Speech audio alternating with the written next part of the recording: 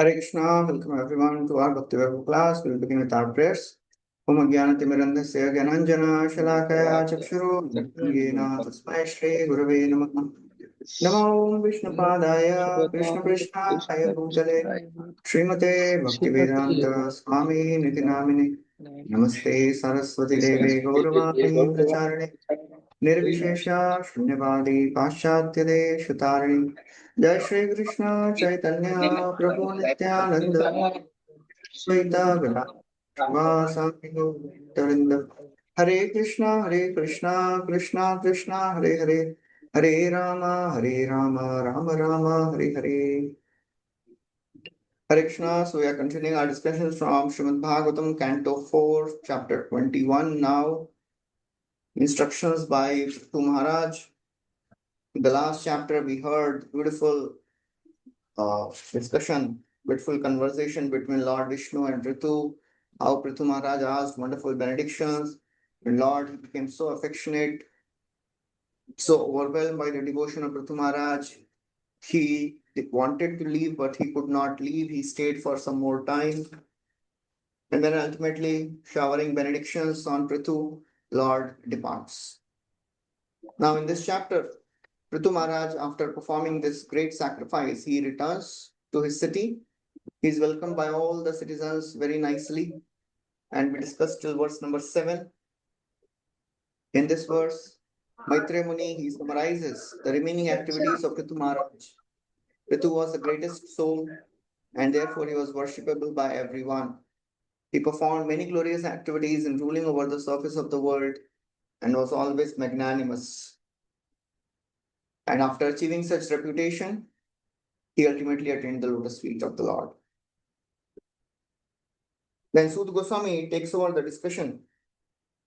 Sud Goswami, he is describing to Shaunakadi Rishis.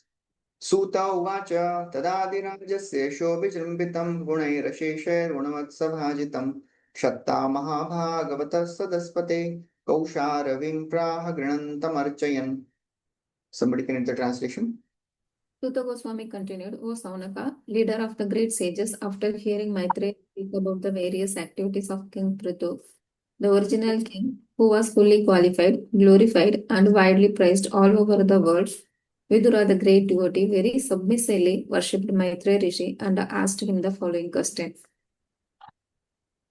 So Vidurji, he was not satisfied hearing about Prithu Maharaj's activities. He wanted to hear more.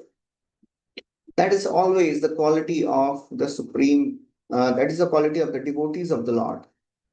They are always eager to hear more about the pastimes of the Lord. They are never satiated. They are always interested in hearing more and more and more. So Prithu Maharaj, so Vidurji, he is also now requesting, can you please tell me more? He's about to request that. As this comes regularly in Bhagavatam, how the speaker of the Bhagavatam is never, the hearer of the Bhagavatam is never satisfied.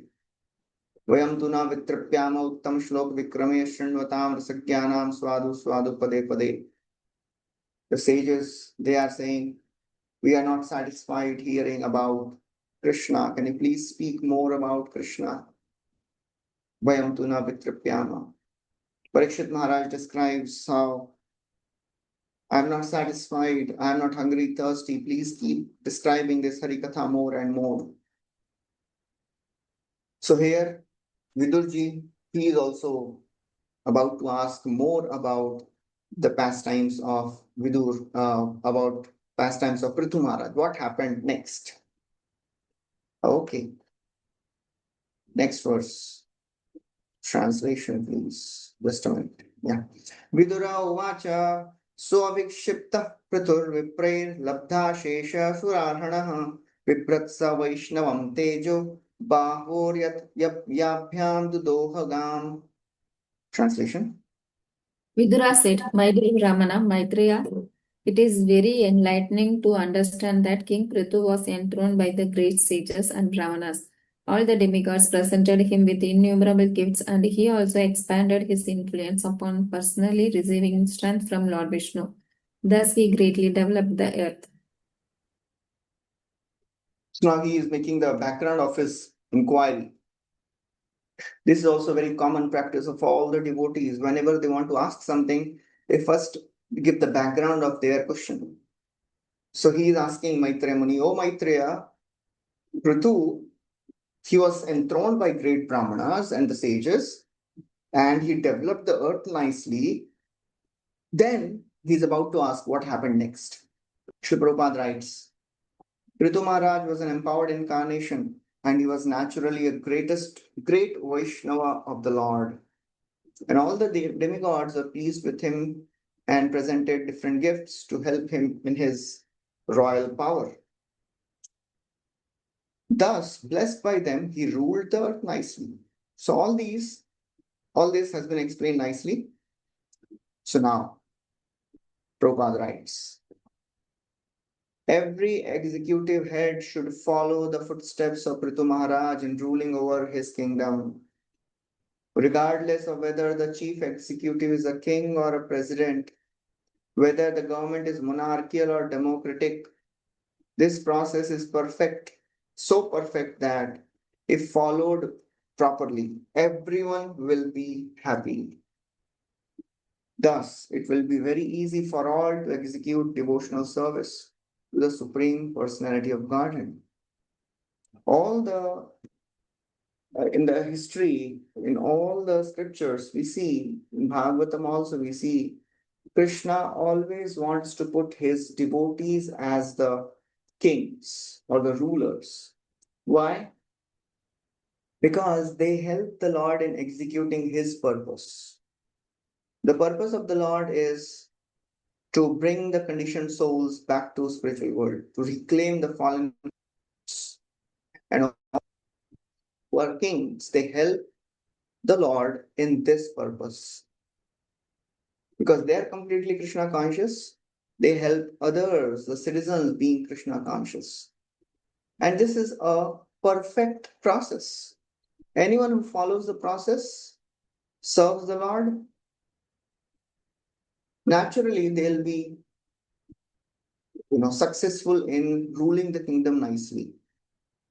That's why Prabhupada writes, this process is so perfect that if it is followed, everyone will be happy. This process means the process of following in the footsteps of great personalities like Prithu Maharaj. This parampara, the process which is given by the greatest acharyas and the kings who are devotees, if we follow them, for sure perfection will be there. Etham सास्थाय परात्मनिष्ठा अध्यासिताम पूर्वतमई महर्षिभि aham tarishyami duranta param. As Avanti Brahman, he sings, as long as I'm following the path which is traversed by previous acharyas, I will also attain the same destination. Success is guaranteed. So now Vidurji continues. Konvasya kirtim nashnatya vigyo yad vikramochishtamashesha bhupa loka sapala upajivanti kamam adyapi tanme vad karma shuddham. Translation. Hare Krishna. Prithu Maharaj was so great in his activities and magnanimous in his method of ruling that all the kings and demigods on the various planets still follow in his footsteps. Who is there who will not try to hear about his glorious activities? I wish to hear more and more about Prithu Maharaj because his activities are so pious and auspicious. Hare Krishna. So his activities are karma shuddham, they are all auspicious, they are all pious. The pastimes of the Lord and the pastimes of the devotees of the Lord, they are all purifying. Therefore, we should try to hear more and more of these pastimes. And Vaishnava Katha is as potent as Krishna Katha. So just like it is described about the Supreme Lord, who can be satisfied hearing about Krishna? Similarly, Prithu Maharaj, he is also greatest devotee of the Lord. Who can be satisfied hearing about Prithu Maharaj? So Vidurji is saying, who is there who will not try to hear about his glorious activities? That means everyone will hear. Prabhupada writes, Vidura's purpose in hearing about Prithu Maharaj over and over again was to set an example for ordinary kings and executive heads who should be all inclined to hear about his activities in order to rule their kingdoms nicely, faithfully, for peace and prosperity. So when we hear about the examples of the great personalities, we naturally try to imbibe those qualities. So if the great kings hear about the qualities of Prithu Maharaj, they will try to imbibe these qualities. So Maitreya Muni, he heard, okay, you want to listen more? Maitreya Muni continues. Maitreya Uvacha, Ganga Yumanayor Madhyor Antara Kshetramavasan Arabdhaneva Bubuje Bhogan Punyajihasaya. Translation. That greatly saint sage Maitreya told Vidura, my dear Vidura, King Prithu lived in the tract of land between the two great rivers Ganga and Yamuna. Because he was very opulent, it appeared that he was enjoying his destined fortune in order to diminish the results of his past pious activities. So he was staying between Ganga and Yamuna. His kingdom was between two most auspicious rivers. So that is how the great personalities, the kings, they try to make their kingdom in a place which is also conducive for the practice of bhakti. So here, Maitreya is saying, it appeared that he was enjoying his desired fortune in order to diminish the result of his past pious activities. As Narasimhadev, he tells Prahlad Maharaj, Bhogen punyam kushalena papam kalevaram kal javena hitva kirtim vishuddham suraloka gitam vitayamam aishyasi muktabanthaha. You destroy the results of your pious activities by enjoying them, and you destroy the results of your sinful activities by tolerating the results. Of course, Prahlad had no sinful activities.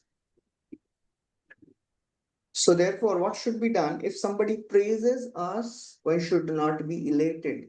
Tolerate. If somebody is praising us, because then what is happening? Our punya is getting exhausted. It is not a good thing. Our punya is getting exhausted. We are getting glorification. That means our punya is getting exhausted. Okay, tolerate it. And if somebody is chastising us, then our sin is getting exhausted. Tolerate it. One should be happy. Oh, my sin is getting exhausted. Tolerate. So Prabhupada writes, the pious and impious are applicable only in reference to the activities of ordinary human beings. Prithu was a direct empowered incarnation. He was not subject to the reaction of pious or impious activities. A devotee is not subjected to the reactions resulting from the past deeds. Karmani nirdahati kintucha bhakti bhajam. Who is this devotee who is not subjected to the reactions of the past deeds? Any devotee who has developed pure faith, who has understood that Krishna is Supreme Personality of Godhead and I am supposed to serve only Krishna. That is a pure faith. I will not go to anyone else. That is pure faith. If somebody starts chanting with this faith, all the sinful reactions are destroyed. For devotees, the results of pious and impious activities are nullified by Supreme Lord. They are not under the karmic accounts of Chitragupta or Yamaraj. They are personally under the control of the Supreme Lord. So the word used here is Arabdhan Eva. Arabdhan Eva. Eva means as if achieved by past deeds. Actually, he had no sinful deeds. He had no pious deeds.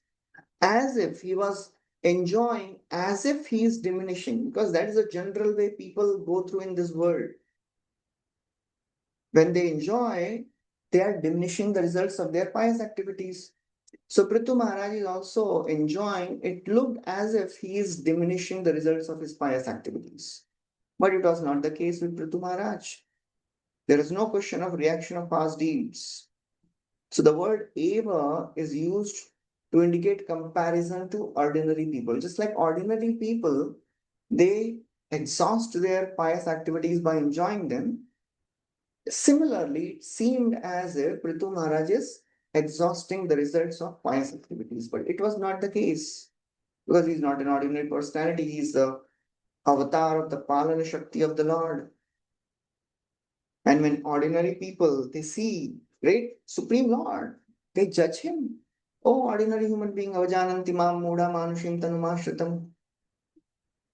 Prabhupada writes, the Supreme Lord and his incarnations or his devotees may pose themselves as ordinary men, but they are never considered to be such. We should never consider devotees, great acharyas, devotees as ordinary people. Arche Vishnu Shiladei Gurushu Narmati Vaishnave Jati Buddhi Sa Naraki. Nor should any ordinary man, not supported by authorized scriptures, be accepted as incarnation or devotee. Okay. It is therefore recommended that acharya or a guru should not be accepted as ordinary man. One time, one devotee, he wrote a wonderful article in Bhakti. Prabhupada was there, and he gave the title, "This man has changed the world." It was a good article. Prabhupada called this devotee, and he said, he was very angry. He said, "How can you write this?" He was bewildered. What happened? He said, "How can you refer to your guru as ordinary man? This man, you cannot call Acharya as ordinary man. He's not a man of this world." Krishna Chakravarti writes, though the avatar of the Lord and Lord's devotee do not have prarabdha karma, out of great humility arising from his great bhakti, he thought that he would expend his pious and impious karma by experiencing happiness and distress in this life like conditioned soul. Maitramani continues. Sarvatra askalita desha sapta dvaipaika dandadrik anyatra brahmana kulad anyatra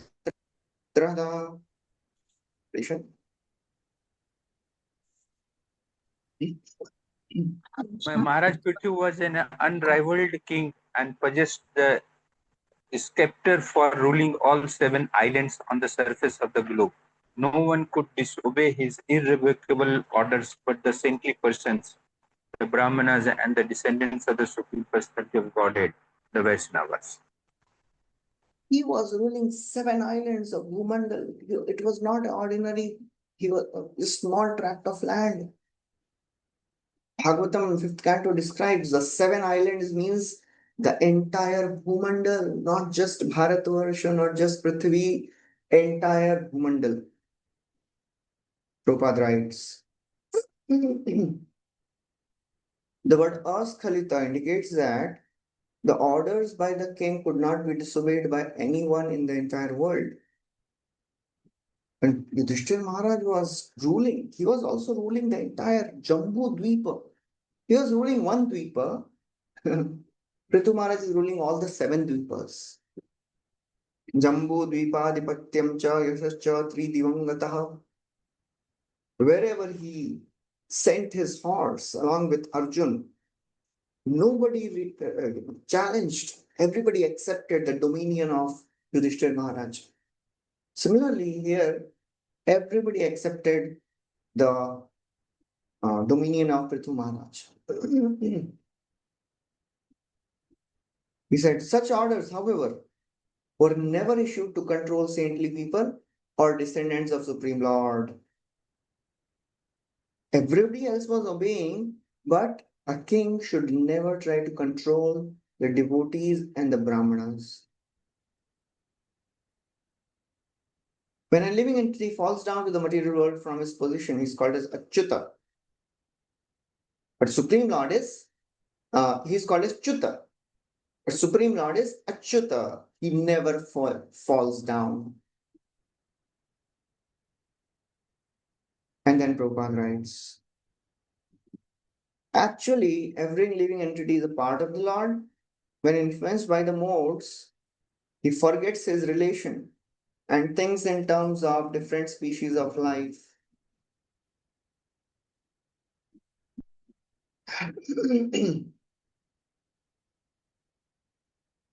So basically, Prabhupada is focusing on this line. No one would disobey but the saintly people, Brahmanas and Vaishnavas. They are never under the control of the king or the ruler because they are controlled by the Supreme Lord. And ideally, generally, all the living entities are under the control of the modes of nature. And why they are in modes of nature? Because they forgot that they are part and parcel of the Lord. And that's why they suffer. They enter different species of life. But when they again come to this original consciousness, then they can see things equally. Pandita Samadarshinaha.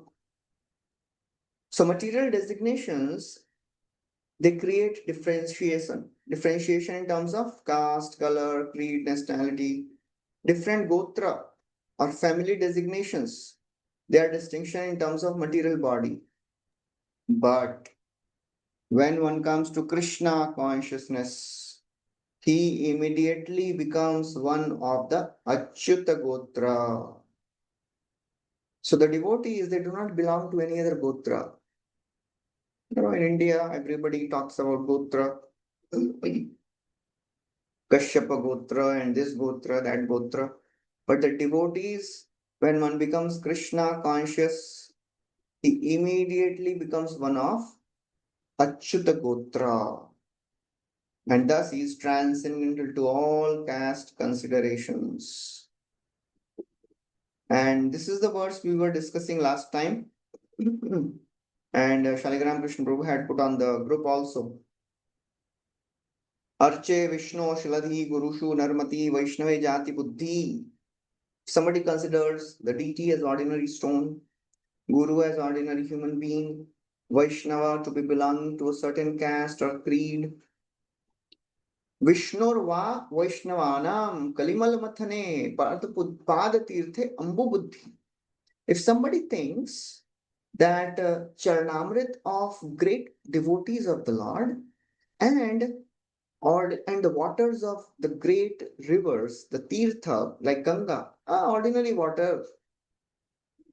And if somebody thinks Shri Vishnu Namni Mantre Sakala Kalushe Sabda Samanya Buddhi, and if somebody thinks the names of Lord Vishnu, ordinary words put together on ordinary alphabets, no. This is all considered hellish mentality. It is Naraki Buddhi. So I should never think Vaishnavas, Brahmanas, ordinary people. Okay. Prabhupada Chakravarti Thakur writes, Achyut Gotrataha means except for those in the Lord's family who are equal to the Lord.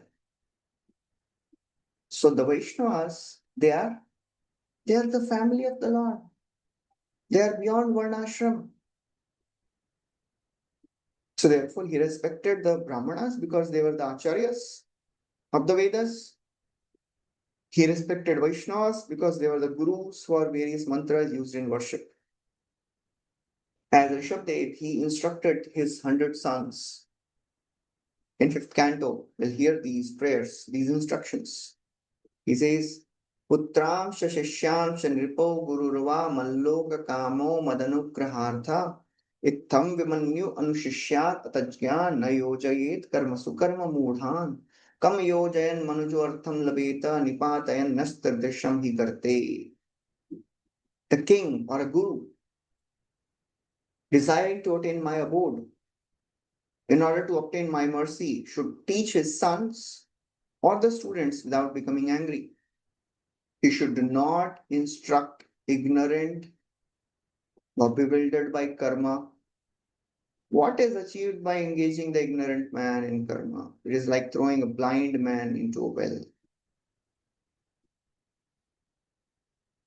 So this is how the king or a guru, he teaches his subordinates. That's how Prithu Maharaj, he was also ruling all the 7 islands. What else he would do?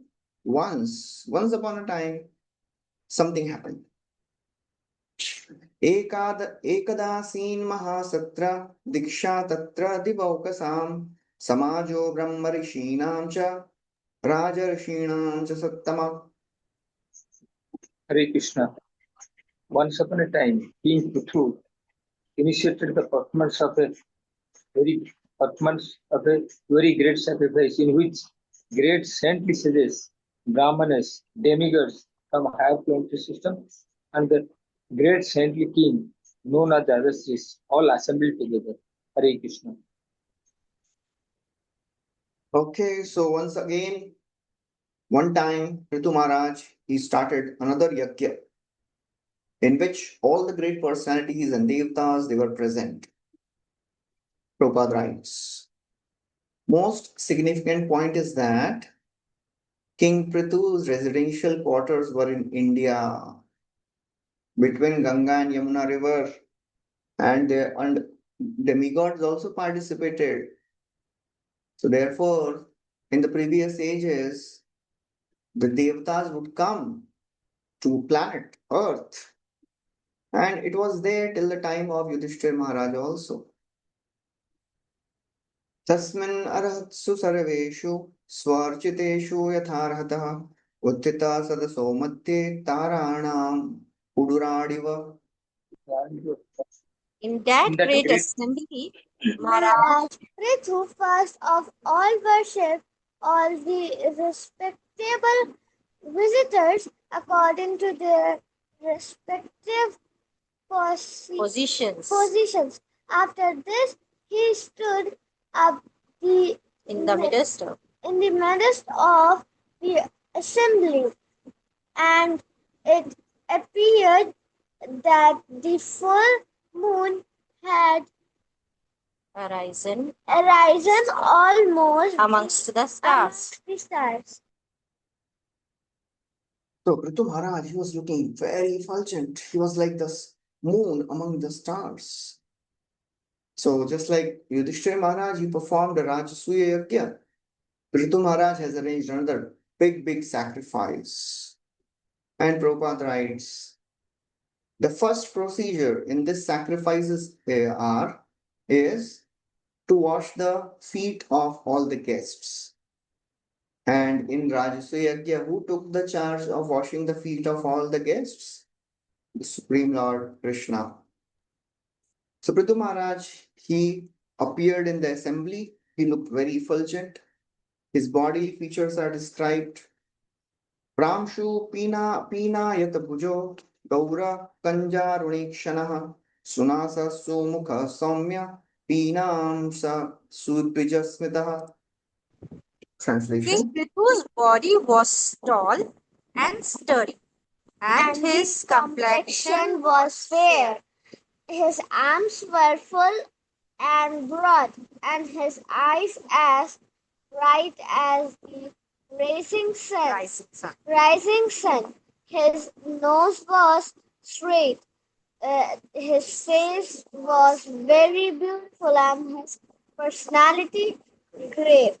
His teeth were set beautifully in his smiling face. Okay.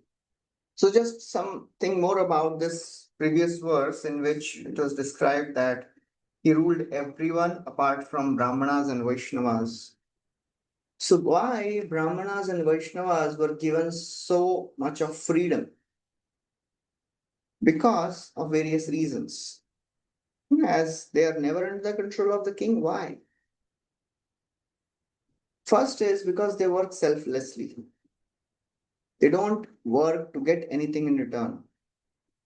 Just like, for example, Mother Teresa, she was given free travel. She was given freedom to travel in flight or train free of cost. Why? She was working society so selflessly. Similarly, all the government officials, they are given, advantages. Okay, they can travel without paying toll, some special privileges because they're supposed to serve the society. Similarly, the saintly people, the Brahmanas and Vaishnavas, they are supposed to serve the society. Therefore, they were given such privileges. And there are the second reason why they were not under the control of king, because there are two things which control people: Shastra or Shastra. Ordinary people, because they don't follow Shastras properly, they are needed to be controlled by Shastra. So these Brahmanas and Vaishnavas, because they follow Shastra properly, they don't need to be controlled by Shastra weapons. And if they are punished, it is not proper. For example, when Mandukya Muni, he was arrested by the soldiers, you know the whole story how he cursed Yamraj, that same Mandukya Muni. The king, when he was brought in front of the king, so the king asked forgiveness. Oh, my soldiers, they have arrested you. It is my fault. Please forgive them. Forgive me. So therefore, because these sages, Brahmanas, Vaishnavas, they are always following scriptures. They are not supposed to be controlled. And because they were training the monarchical kings, they were training all the princesses in the Rajkul. Therefore, they were the gurus. And the gurus, they are never punished. So now, Prithu Maharaj's beautiful bodily features are described. And Prabhupada writes in this paragraph, in this purport, his face was beautiful, very, very attractive. His face, the face is the index of mind. One's mental constitution is exhibited by his facial features. One can understand, seeing the face of a person, what is his mental state. Is he happy? Is he sad? Is he joyful? He's morose, depressed. There's a whole branch of face readers. They know in detail how to read the face and they can tell you many things. So Prabhupada writes, the bodily features of a particular person are exhibited in accordance with his past deeds. For according to one's past deeds, his next features are determined. So Prithu, because he is a avatar of the Supreme Lord, he is naturally very beautiful, naturally very effulgent. Okay, next verse. Vyudavakshabriha Shroni Vali Valgudalodaraha Avartana Virojasvi Kanchanoru Rudagrapat. The chest of Maharaj Prithu was very broad. His waist was very thick, and his abdomen wrinkled by lines of skin, resembled in construction a leaf of a banyan tree. His navel was quiet and deep, his thighs were of golden hue, and his insteps was arched. Sukshma Vakrasit Snigdha Murdhaja Kambukandara Mahadhane Dukulagre Paridhayopaviyacha. Translation. Hare The Krishna. black silk hair on his head was very fine and curly, and his neck-like conch shell was decorated with auspicious lines. He wore a very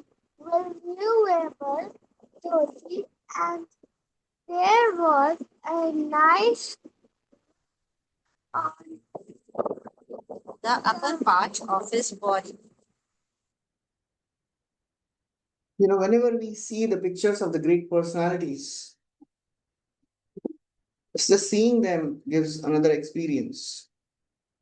So all the descriptions of the great souls are given so that we can relate to them and develop connection with them and develop a confidence in what they are giving.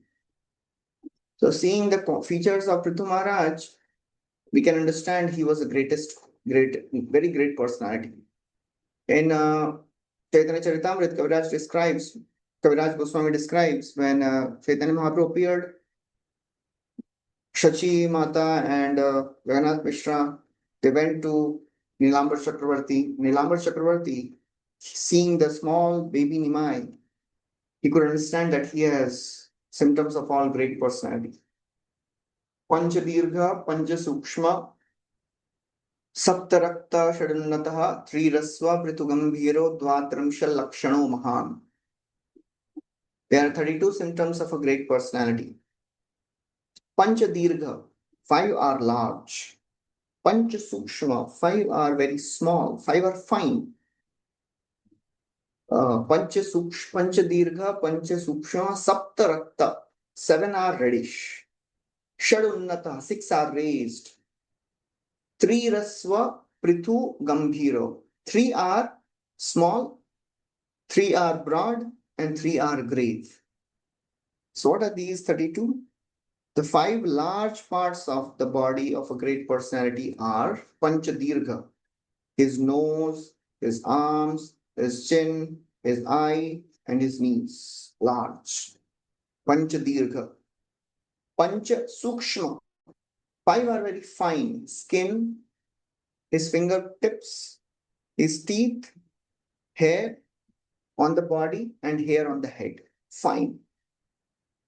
Saptaraktaha, 7 are reddish. The eyes, the sole, palm, nail, palate, upper and lower lips, they are reddish. Shadunnataha, 6 parts are raised. Chest, shoulder, nails, nose, waist, and mouth, they are raised. 3 are very small. Neck, thighs, and male organ. 3 are broad. The waist, forehead, and the chest. And 3 are very grave. The navel, the voice, and the existence. These are 32 symptoms. So these 32 symptoms are always there in the personality of greatest people. So Prithu Maharaj is also exhibiting his wonderful qualities, wonderful symptoms. Vyanjita Gatra Shri Niyamena Stabhushana Kshetra Krishnajina Dharashriman Ushapani Kritochita. Translation. As Maharaj Prithu was being initiated to perform the sacrifice, he had to leave aside his valuable dress, and therefore his natural bodily beauty was visible. It was very pleasing to see him put on a black deer skin and wear a ring of pusa grass on his finger for his increased natural beauty of his body. It appears that Maharaj Prithu observed all the regulative principles before he performed the sacrifice. Shishirasnigdata Raksha Samaikshata Samantataha Uchivanida Murvisha Sada Sangharshayanniva. Translation. To encourage the members of the assembly and to pleasure to glanced over them. Eyes that seemed like stars in the sky with you and he spoke a great voice.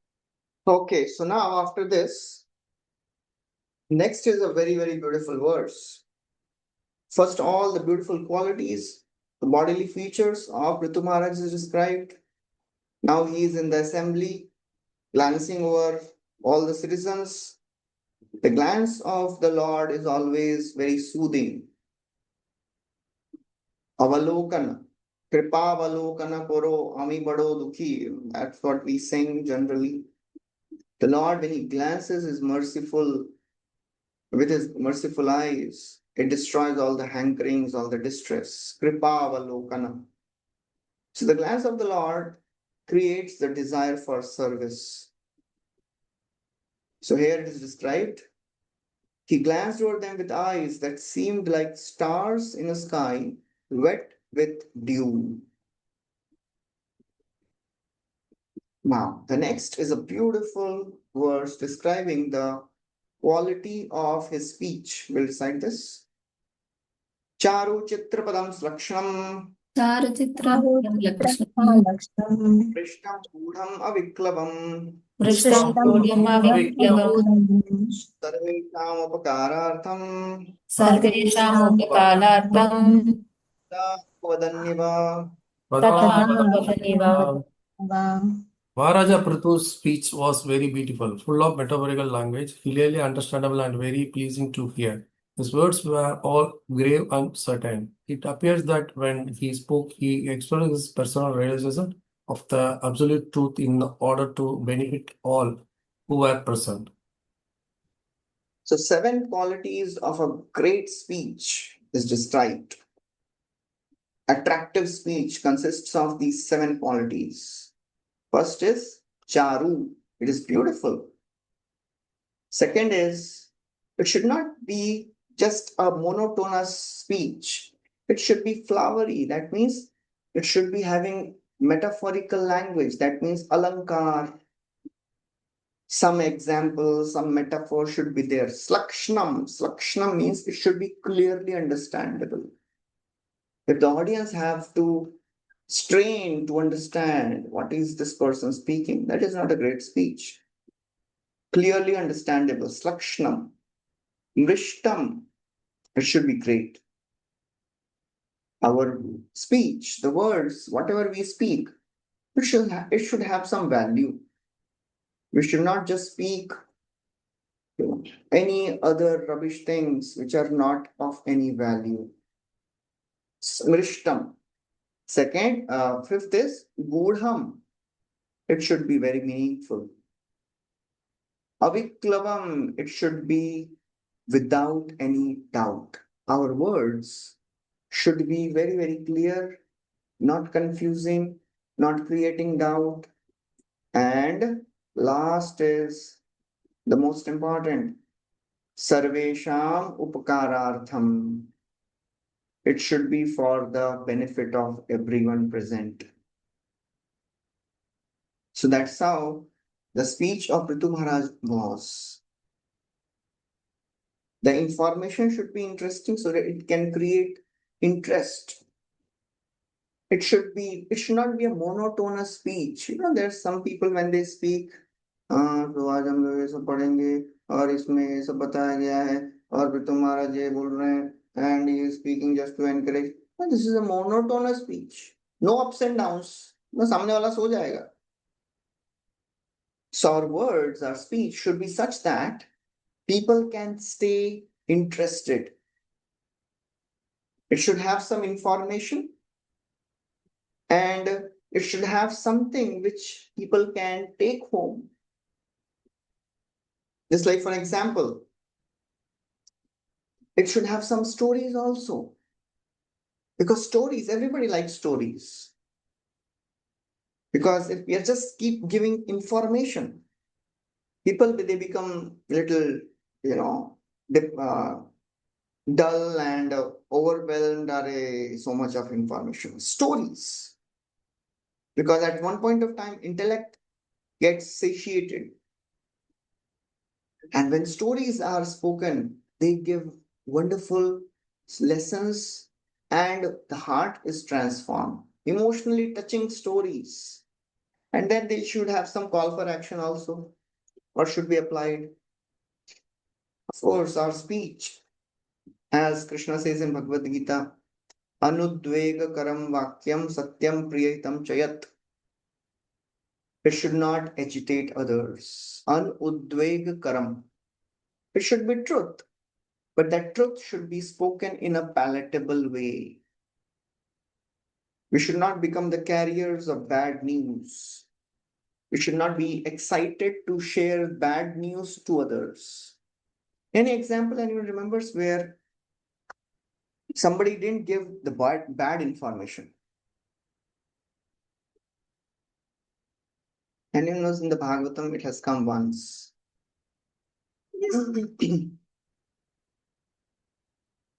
It comes in the first canto when Vidurji returns back.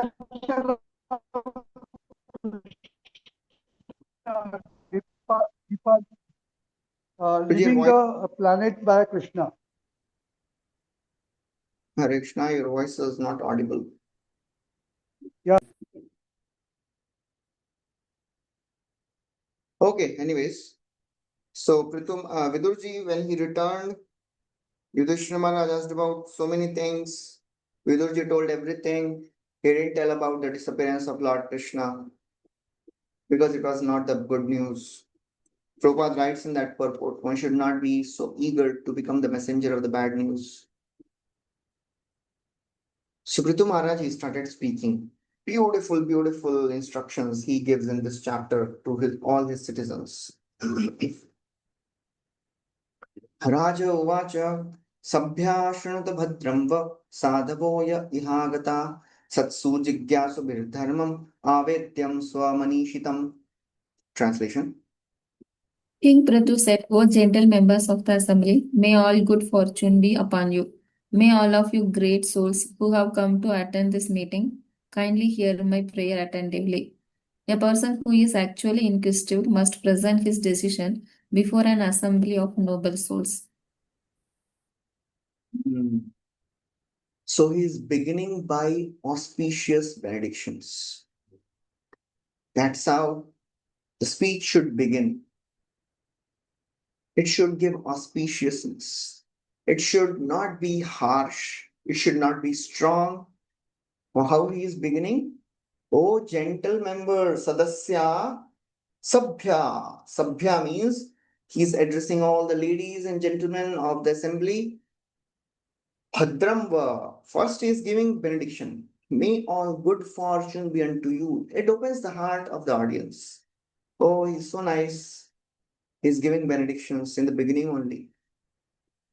And then he says,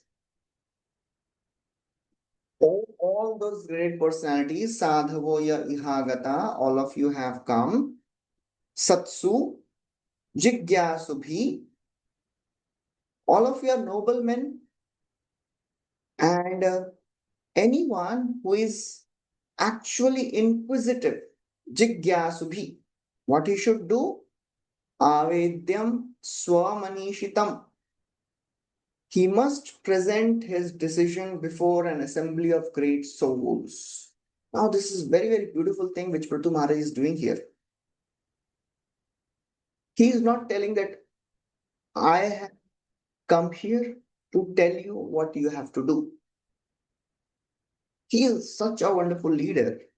This is the art of leadership Prithu Maharaj is showing. As there is one joke. A leader, a CEO of a company enters the board meeting and he tells all of you, you can discuss for half an hour and then I'll tell you what to do. So he's not telling all of you should follow whatever I am saying. He is presenting his case and he's telling them to consider. That is a leader. Sadhavaha says, oh, all of you are great souls. One should never ever demean anyone in the audience. Everyone should be respected as per their position. Sometimes, Prabhupada writes, when a person is very great and famous, many unscrupulous person becomes his enemies. For envy is nature of materialists. In any meeting, there are different classes of men, and it is to be supposed that because Prithu was very great, he must have several enemies present in the assembly, although they could not express themselves. Naturally, any king, any great person has enemies. So Prithu Maharaj must be having enemies also. Some people may not be liking him. However, Prithu Maharaj was concerned with people who are gentle. So he was not concerned about all the other people who were envious. He was addressing gentle people, sabhya, not caring for the envious. And he did not present himself as a royal authority, empowered to command everyone. For he wanted to present his statement in humble submission before the assembly of great sages and saintly people. So, when a person is very great and famous, for sure he will have enemies. And Prithu Maharaj knew this. So he is very carefully not touching them. He is addressing all the saintly personalities, the sages, the brahmanas. Prabhupada writes, when Prabhupada writes that there must be enemies, how can Prithu Maharaj have enemies? How can one be envious of Prithu Maharaj? In one purport, Prabhupada writes, such people are simply envious, no reason. That's the nature of this world. Some people will be envious by their nature. What we have to do? Just ignore them. We don't have to handle them. We don't have to deal with them. That is the behavior of a Madhyam Adhikari. Prema, Maitri, Kripa, Upeksha, just neglect them, avoid them. Don't have any discussions, spiritual discussions with them. So when we are dealing with people, we'll find some people envious. So leaders should be very careful not to spend their time dealing with envious people. Focus on friendly people, saintly people, deal with them more. And now Prithu Maharaj is saying, I am putting my opinion in front of all of you to consider. So leaders should allow others to express their opinions, express their feelings. Otherwise, they'll feel choked up. They'll feel, oh, we are not heard. And they'll just keep tolerating, and one day it will just explode. So therefore, king's responsibility is everyone should feel acknowledged. Acknowledgement is very important. You should give respect, due respect to everyone. So the king's role or the leader's role is very, very important. He gets name and fame. The leader always gets all the name and fame, but he should make sure that his subordinates are given all the chance to express themselves. Otherwise, they'll become envious.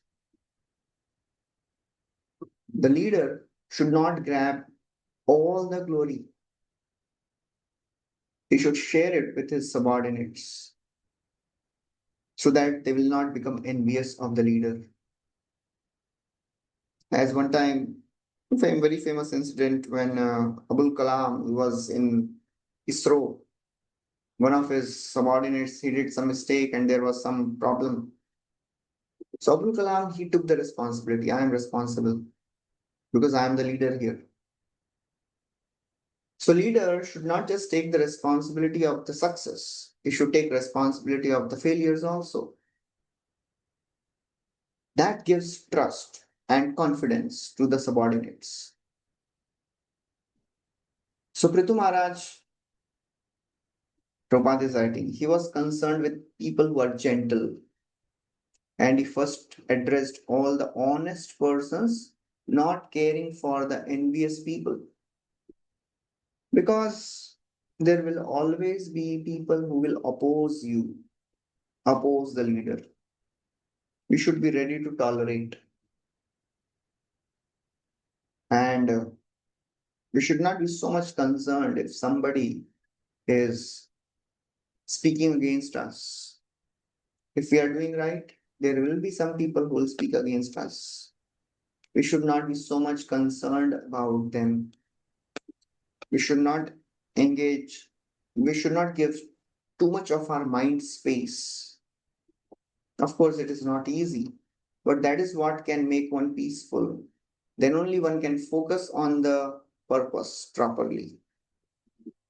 Otherwise, if we are just overwhelmed dealing with all these small things, we cannot focus on the goal, focus on the purpose. So one should not be discouraged by the negative forces. Otherwise, they will not be able to, they'll not, bring you to goal. Prabhupada writes, as the great king of the world, he could have given them orders, but he was so humble, meek, and honest that he presented his statement for approval in order to clarify his mature decision. There are so many great saintly people in the assembly. So he was presenting his case in front of them, his opinion in front of them. Everyone within this material world is conditioned by the three modes. But Prithu was above the modes. He was beyond the four defects. Still, whatever decisions Prithu had made, they were all perfect. Still, Prithu is presenting his decision in front of all the saintly people, all the gentlemen for their consideration. So, there will always be people who listen to us, but there will also be people who want to put us down. And Prithu Maharaj knew this. There are some leaders, they exploit their subordinates. They don't listen to the subordinates. Prithu Maharaj was not like that. He is presenting his case in front of all the great personalities to consider. So Prithu Maharaj is actually teaching art of conducting a meeting. How to conduct a meeting. Everyone in the meeting should be heard. If they feel neglected, they'll stop contributing. If they feel that nobody's acknowledging our opinions, they'll stop contributing. And then they'll just be put off. And we may not realize that we have lost a very great asset. When Vibhishan he comes to surrender to Lord Ram, all the monkey soldiers headed by Sugriva, Jambavan, Mainda, and Nala, Neela, all those leaders of the monkey soldiers, they went to Lord Ram. And Lord Ram, he's asking everyone's opinion. He's not telling what he feels. When he's Supreme Lord, he's listening to everyone's opinion, acknowledging. When we acknowledge that does not mean we have to follow what they are saying. That acknowledgement makes a person valued. That's how one develops trust. The leader develops trust. That, oh, okay, our authority, he listens to us. Otherwise, people will become envious. And it is a responsibility of the leader to bring the best out of the subordinates. If the leader is not mature enough, he can bring out the worst from his subordinates. Just by nice words, proper dealings, the subordinates will be encouraged to contribute more. Suruchi, she brought out the worst of Dhruva. And Suniti brought out the best out of Dhruva. So it is the responsibility of the leader to empower the subordinates so that they can give their best. Lord Ram, he could have created the bridge single-handedly. He could have made a bridge of arrows, but he empowered the monkeys to make that bridge. He gave them the feeling of accomplishment. So wonderful lessons for leaders will be coming in this section of Bhagavatam. Prabhupada writes, Prithu was not a conditioned soul, but still he presented his statements to the great souls, sages, and saintly persons present there. Chakravarti Thakur writes, King addresses the devotees. My subject is not the others who have gathered here. I cannot give instructions or orders to you since I am the king, but rather I should ask you for instructions and orders. Since there is devotee association here, the inquisitive should reveal the topics of dharma after considering them carefully, since they cannot come to a conclusion by themselves. He continues. Aham dandadharo raja prajanam ihayojitah rakshita vrittidasveshu setushu stapitas pratak. Translation. King Prithu continued, By the grace of the Supreme Lord, I have been appointed the king of this planet, and I carry the scepter to rule the citizens, protect them from all danger, and give them employment according to their respective positions in the social order established by Vedic injunction. Aham dandadharo raja. I carry the scepter to rule the citizens. Dandadharo. And prajanam ihayojitah. By the grace of Supreme Lord, prajanam ihayojitah. In this world, I am appointed by the king, by the Supreme Lord as the king to rule the citizens. Prajanam iha. And what I am supposed to do? Rakshita vrittida sweshu.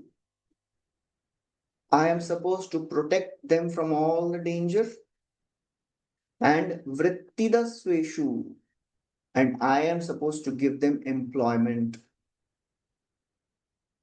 Setushu sthapita prithak. How I am supposed to give employment? According to their respective positions in the social order established by the Vedic injunction. So, he is very humbly presenting that now I am the king. Aham dandadharo raja. Now I am the king. Previously somebody else was the king. So he's very humbly presenting his case that I am not the king always. Now I am the king. Earlier somebody else was there. Prabhupada writes,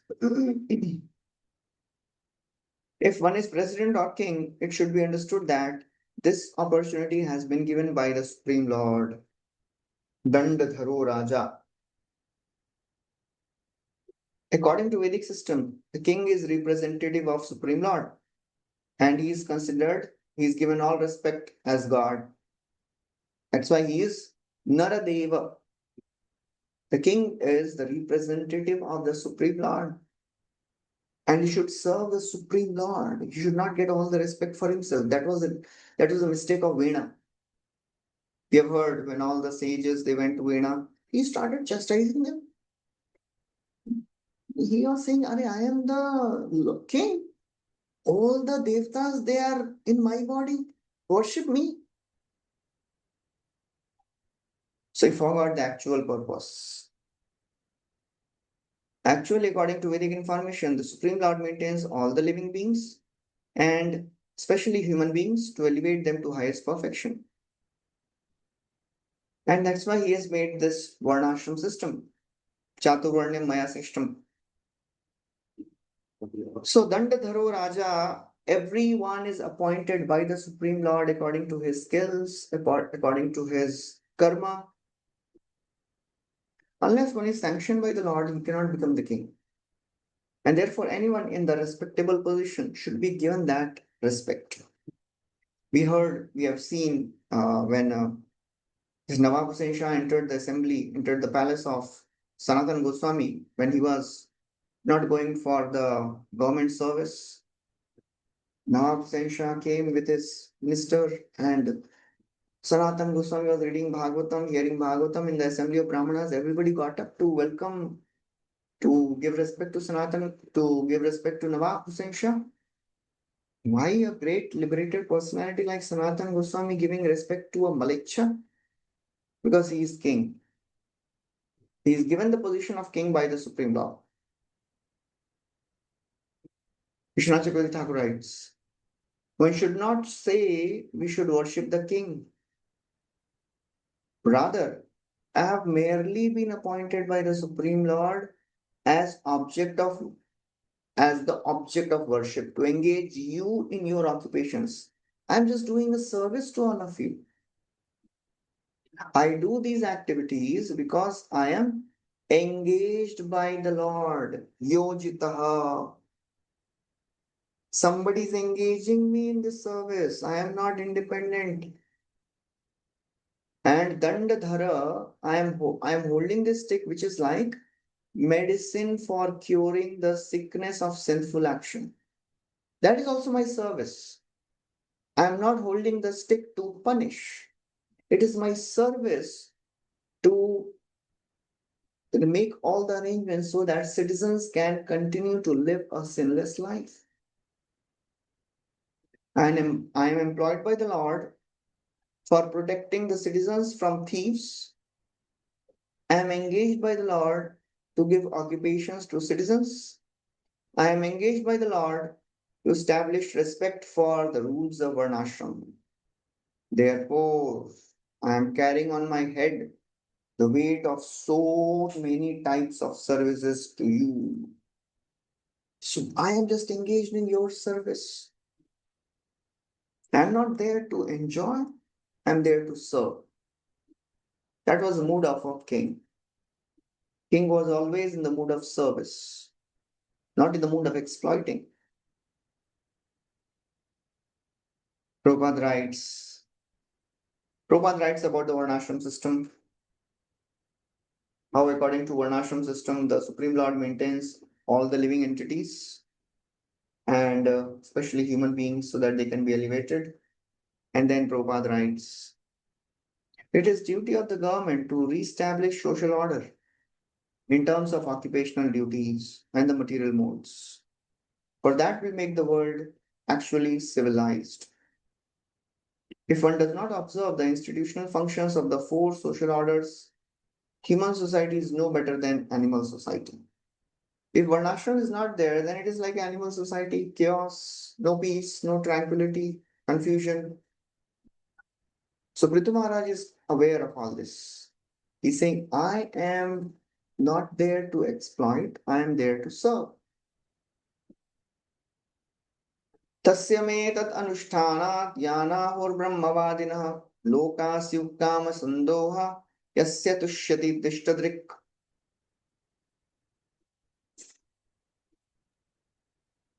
Krishna, Maharaj Prithu said, I think that upon the execution of my duties as a king, I shall be able to achieve the desirable objectives described by experts in Vedic knowledge. This destination is certainly achieved by the pleasure of Supreme Personality of Godhead, who is the seer of all destiny. Hare Krishna. So now he's saying, you know what I'll get in return? Tasya me tad anushthanat. Tad anushthan. Anushthan means by executing my duties of king as described in Brahmavadinaha, as described by the experts in Vedic knowledge, lokasyu kama sandoha, all my desires will be fulfilled. And what is my desire? To serve the Lord. Yasya tushyati dishtadrik. This destination is certainly achieved by the pleasure of the Lord. I shall be able to achieve the desired objective, and only Lord can give that objective. So Prabhupada focuses on the word Brahmavadinaha. Ritu Maharaj gives special stress to the word Brahmavadina by the expert in Vedic knowledge. So, by following the words of the great acharyas or the teachers, one can fulfill his desires. Prabhupada calls this Brahma refers to the Vedas, that is Shabda Brahma. So, whatever is written in the scriptures, they are the final authority. Shabda Brahma, they are called as Apaurushya. Nobody can argue the words of scriptures. In the Vedic literature, there is much information, and of course, there is information about the execution of king's duty. And a responsible king executes his duty by giving proper protection to the living entities on this planet so that they can be promoted to heaven. And everything, whatever the king does, he is not independent. He is all dependent on the Supreme Lord for everything. It is not that if one executes his duty properly, he is automatically promoted.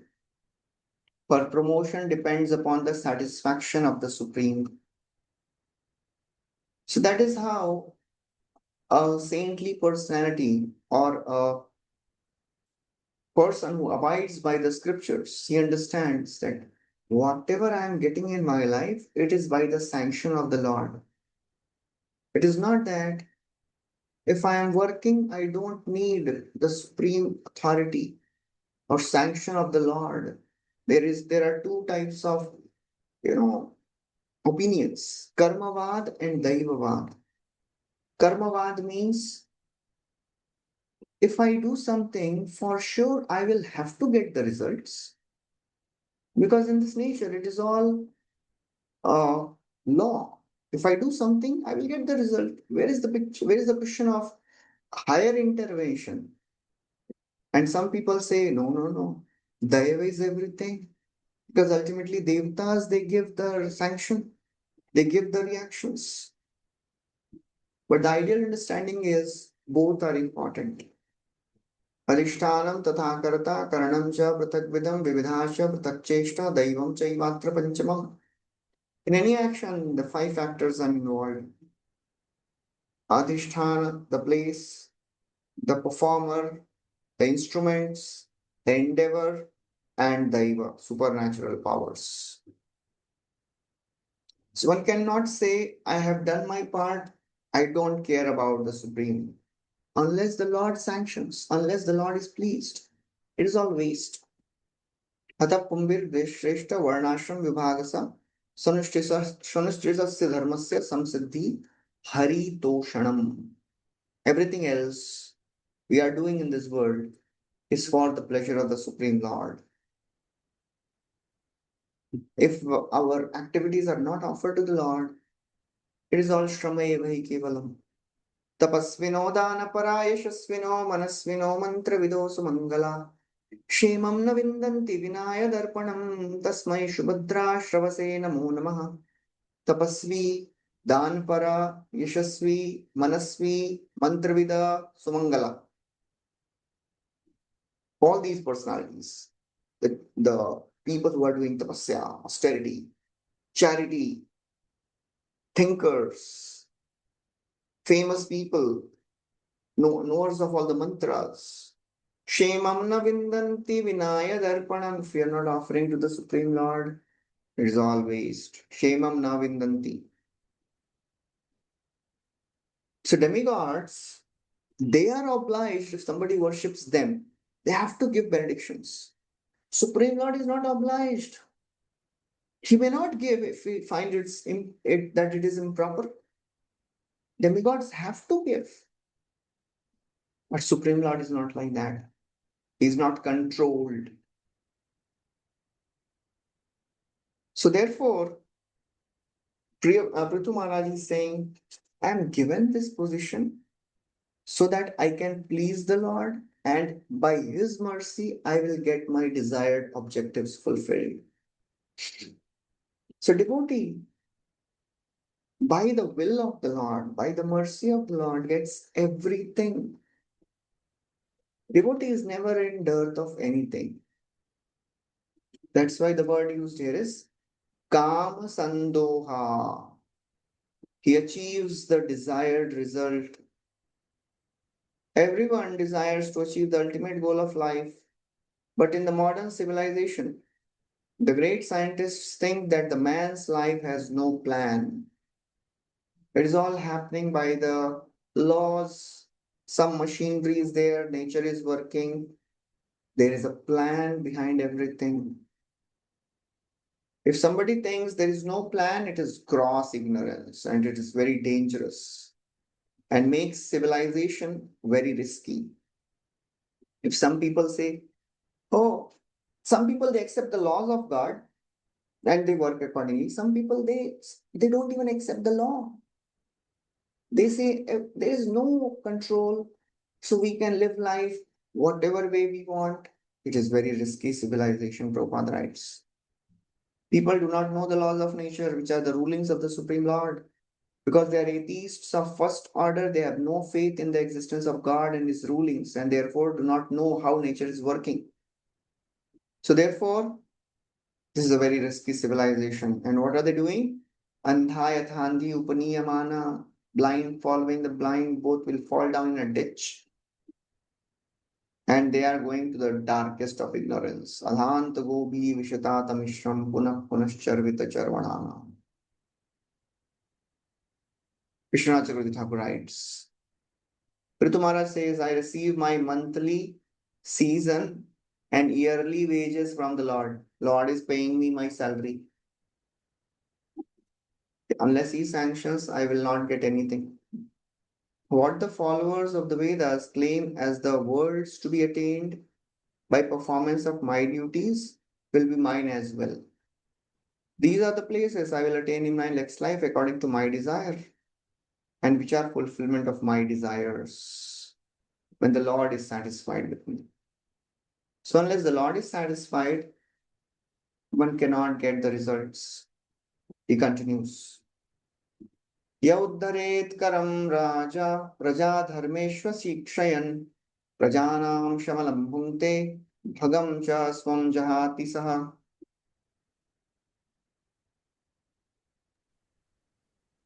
Any king who does not teach his citizens about their respective duties in terms of varna and ashrama, but who simply exact tolls and taxes from them is liable to suffer for the impious activities which have been performed by the citizens. In addition to such degradation, the king also loses his own fortune. So now he's saying, why you all of you should follow the instructions, follow the scriptures, because if you don't follow, I will be implicated.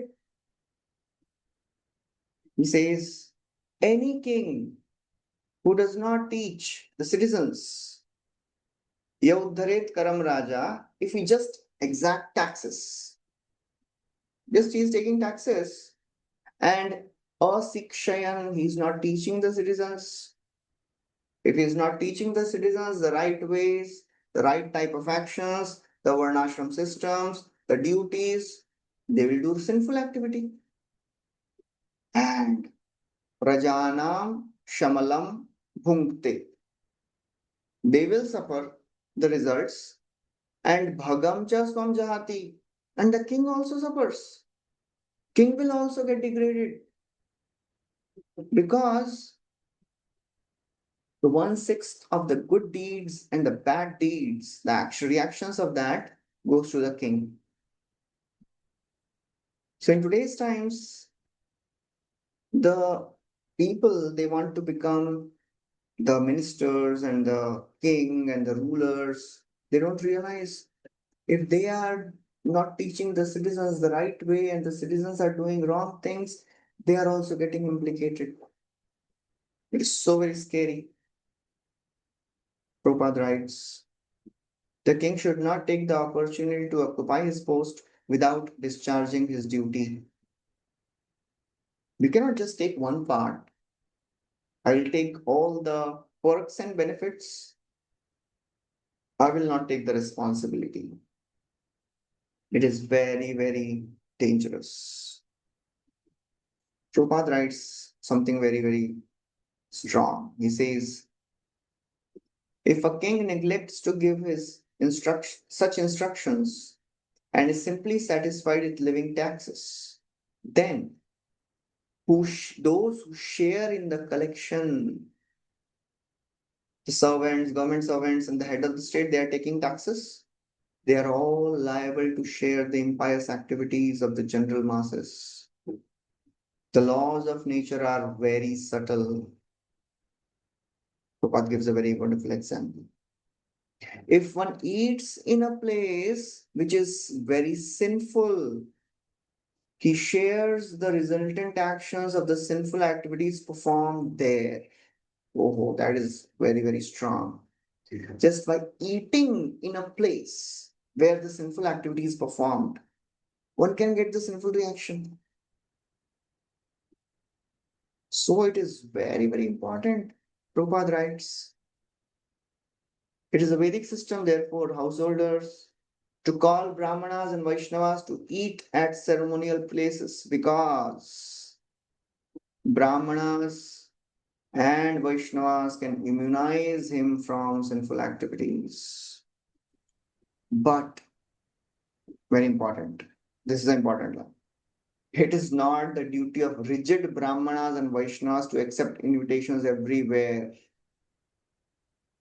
There is, of course, no objection to taking part in feasts in which prasad is distributed. Because if one is indiscriminately going and accepting invitations, one may get overwhelmed by the reactions. If one is not strong enough, one will get affected. Of course, if prasad is distributed, that's a different thing. There are many subtle laws which are practically unknown to people in general. But Krishna consciousness movement is very scientifically distributing all this knowledge for the benefit of people in general. So Grihasthas, they are always told, oh, invite all the renunciants. But Srila Prabhupada is saying one should be very careful about where one is eating. It is a responsibility of the renunciants that one can occasionally go and accept prasad. But if one is just accepting prasad without giving anything in return, if one is not doing any kirtan, if one is not doing any katha, because it is the power of devotional practices that purifies the place. If you are not doing that, then one will get implicated. So it is very, very important to understand this principle. Subrata Maharaj continues. It's the last verse we'll discuss today. Tat praja bhartripindartham swartham evanasuyavah purutadhokshajadiya tarhi me anugraha kritah.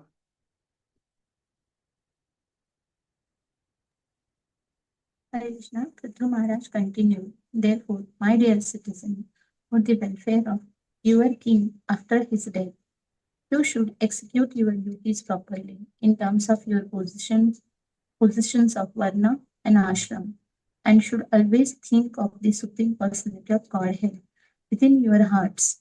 By doing so, you will protect your own interest and you will bestow mercy upon your king for his welfare after death. Hare Krishna. Wow.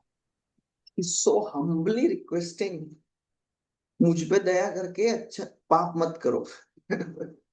He's saying for the welfare of your king, please execute your duties properly. Please think about Krishna. He's so very humbly requesting.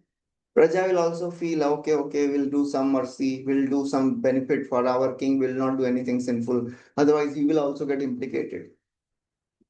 If a subordinate is doing anything sinful, authority is implicated. That's a natural principle everywhere. When the Kumaras, they came and Jai Vijay, they stopped them. There was an argument and Lord comes running and he says, I am ready to lop off my arm because it is my responsibility. They have offended you, they are my servants. That means I am responsible. So if a disciple is doing something wrong, the guru suffers. It is a great responsibility. It is a great mercy of the spiritual masters that they have accepted us. Srila Prabhupada, he once was telling that my only fault is I have accepted too many disciples. One of the injunctions Rupa Goswami mentions in Bhakti Rasamrita Sindhu is one should not accept many disciples. That is one of the 64 limbs. Why? Because it is a responsibility of a guru to make sure that the disciple is following the rules and regulations properly. And if the disciple disobeys, he does something sinful, the guru is responsible. Guru gets implicated in the reactions. So Prabhupada would say that I am suffering because my disciples are not following the instructions, the rules and regulations properly sometimes. And if one is just like Sri Chaitanya Mahaprabhu, when he delivered Jagai Madhai, his golden complexion became black. Of course, Lord can take sense, he won't be affected. But otherwise, one has to be careful. Prabhupada writes, Adhokshaya Dhiya is very important, Krishna consciousness. The king and citizen should be Krishna conscious, otherwise, both of them will be doomed to lower species of life after death. A responsible government must teach Krishna consciousness very vigorously for the benefit of all. Adhokshaya Dhiya, he's telling, please be conscious of Krishna. There's only means to live a sinless life. Otherwise, without Krishna consciousness, neither the state nor the citizens of the state can be responsible. So therefore, Prithvi is requesting them to act in Krishna consciousness. He was also very anxious to teach them how to become Krishna conscious. Yat karoshi yadashnasi yat joshi yadadasi yat tapasyasi kaunteya tat kurushva mad arpanam. If all the people of the state are taught the techniques of spiritual life, then although everyone is liable to be punished in different ways, by nature's law, they'll not be implicated. Prabhupada is writing brilliant purports here. Every line is important. By default, everyone has to go through material reactions. They are supposed to be, doing sinful activity. This world is full of sinful activities. This world is full of faults. We cannot avoid doing some sin. Unless one is practicing bhakti, one will have to go through the reaction. Okay. So we'll stop here. We'll continue from verse number 26 next time. Hare Krishna, Srila Prabhupada ki jai, Srimad Bhagvatam ki jai. Jai. Thank you, Prabhuji. Thank you. Hare Thank you, Prabhu.